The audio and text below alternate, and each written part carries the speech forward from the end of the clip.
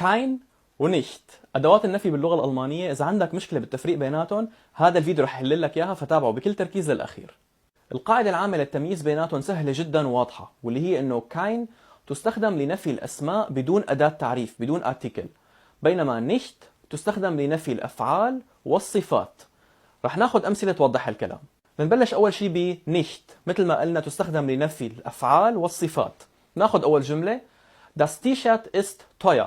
التيشيرت غالي الثمن. أنا بدي أنفي هالجملة فبقول Das T-Shirt ist nicht teuer.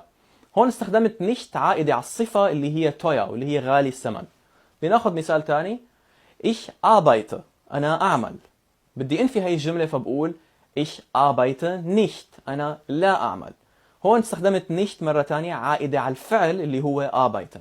أما kein قلنا تستخدم لنفي الأسماء بدون أداة تعريف أو بحالة النكرة.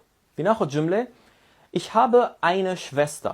أنا عندي أخت. أنا ما حددت أني وحدة وإنما استخدمت eine يعني بحالة النكرة. فبدي أنفي هاي الجملة بقول Ich habe keine Schwester. هون استخدمت kein عائدة على الاسم اللي هو Schwester.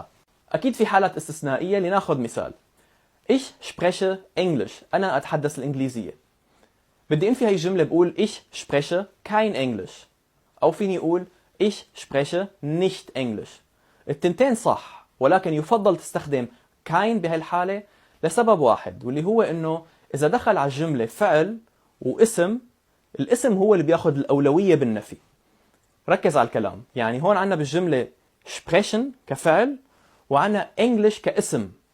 لذلك أنا استخدمت kein لأنه الاسم هو اللي أخذ الأولوية والاسم ينفى بكاين.